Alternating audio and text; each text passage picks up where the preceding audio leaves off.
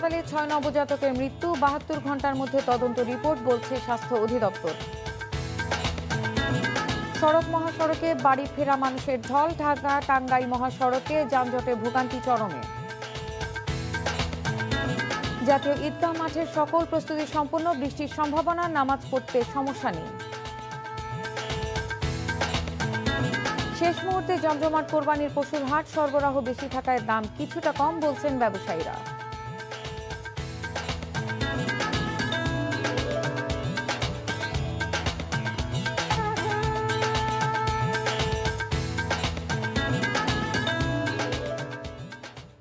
আসসালামু আলাইকুম, নার্গিস মজিদ লিমা স্বাগত জানাচ্ছি এনটিভির দেশের খবরে। গ্রাউন্ড সিমেন্ট শিরোনাম দেখছিলেন, এবার পুরো খবর।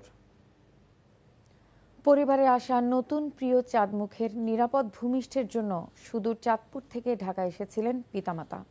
জন্ম হয়েছিল সুস্থ শিশুর, কিন্তু কিছু বুঝে ওঠার আগেই শূন্যতায় হারিয়ে গেল বুকের মানিক।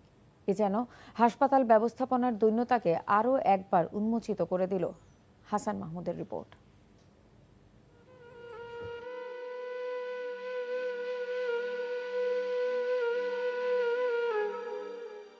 মায়া মোড়ানো এই চক্ষু শীতলকারী ফুলের পরিচয় এখন লাশ।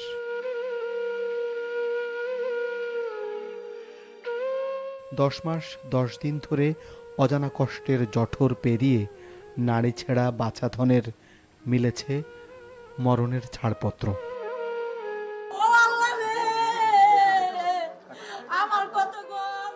চোখ উপচানো বিয়োগ বেদনার জলে কেবলই শূন্যতা।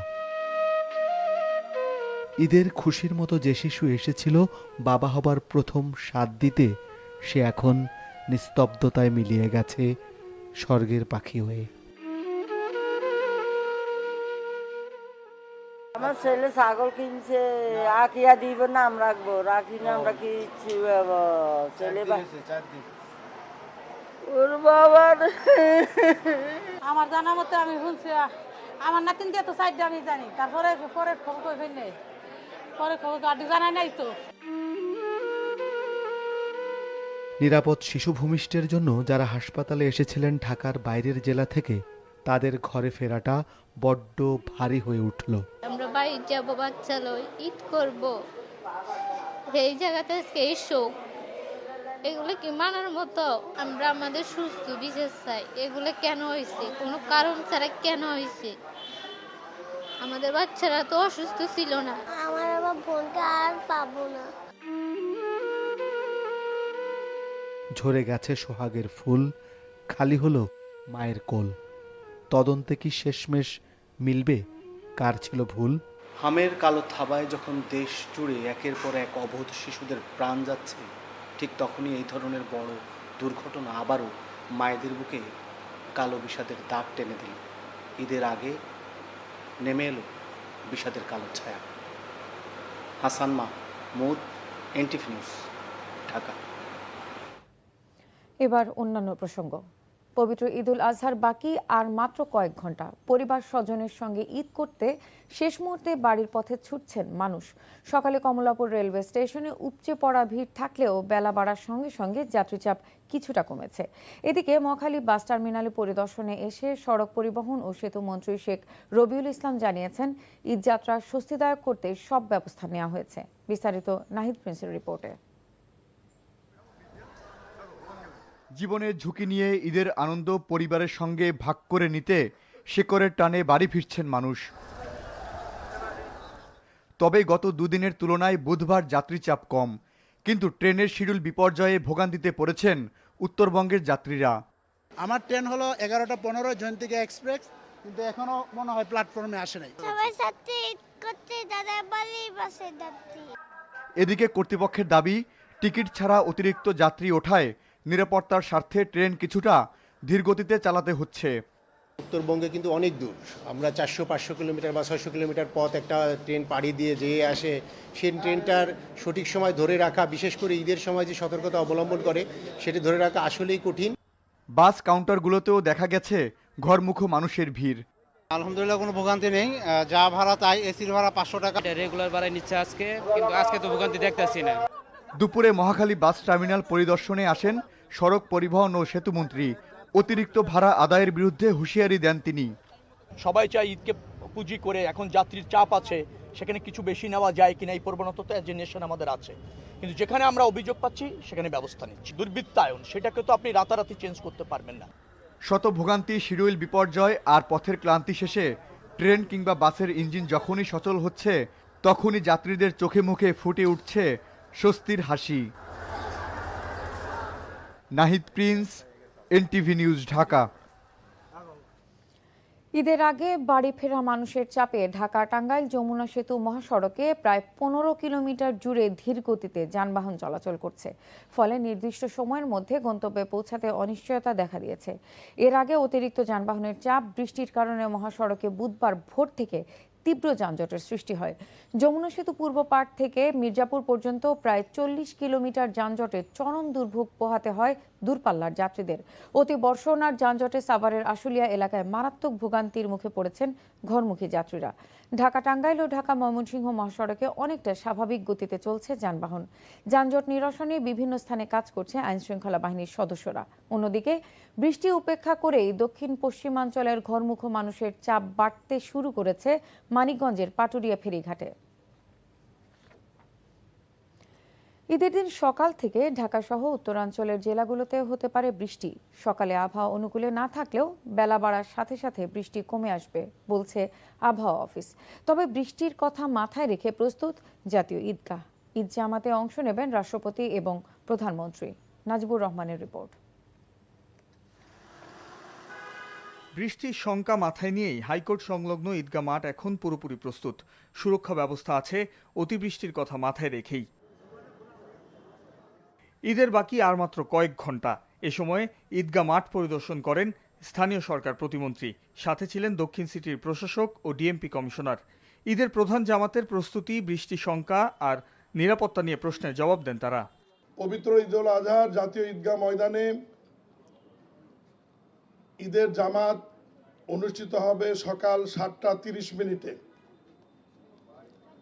ইতিমধ্যেই ঈদগাহ ময়দানের সকল প্রস্তুতি সম্পন্ন হয়েছে। আল্লাহ আমাদের সহায় হবেন। বৃষ্টিতে আপনারা দেখেছেন ভিতরে কোনো ক্ষতি হবে না, কিছুই হবে না। বৃষ্টি হলেও আমরা এখানে নামাজ পড়াতে পারবো, কাজে এখানে কোনো অসুবিধা হবে না। আবহাওয়া অফিস বলছে বৃহস্পতিবার সকালে 30 মিনিট থেকে 1 ঘন্টা টানা বৃষ্টির সম্ভাবনা আছে ঢাকা সহ কয়েকটি জেলায়। যেখানেই বৃষ্টি শুরু হবে না কেন সেটা হলো 30 মিনিট থেকে সর্বোচ্চ 1 ঘন্টা। এই সময়ের মধ্যে বৃষ্টি হয়ে আকাশ মেঘমুক্ত হয়ে যেতে পারে।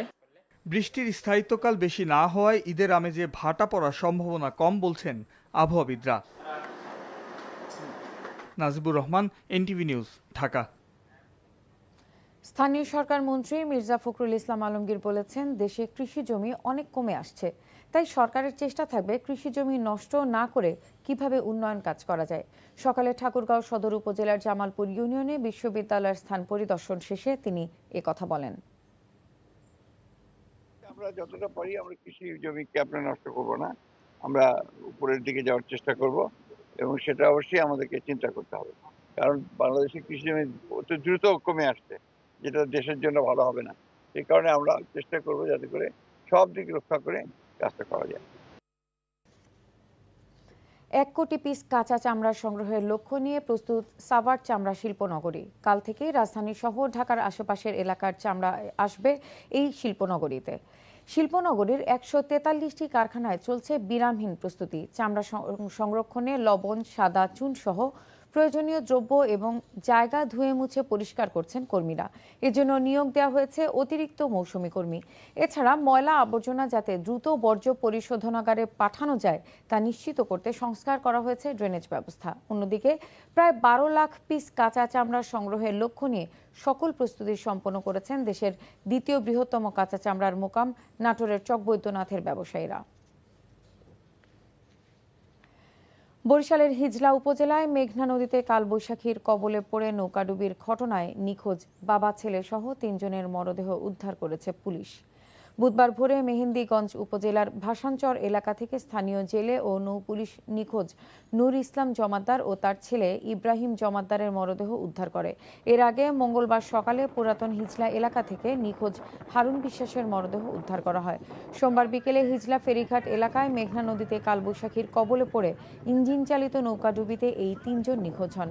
হিজলা থানা নৌপুলিশের ভারপ্রাপ্ত কর্মকর্তা গোবিন্দচন্দ্র দাস জানান, উদ্ধারকৃত লাশগুলো পরিবারের সদস্যদের কাছে হস্তান্তর করা হয়েছে। শরীয়তপুর সদর উপজেলার পৌর এলাকায় ঝোড়ো হাওয়া ও বৃষ্টিতে একটি 4তলা ভবনের রেলিং ভেঙে পাশের টিনশেড বাড়ির উপর পড়ে। শিশুসহ 4 জন এতে আহত হয়েছে।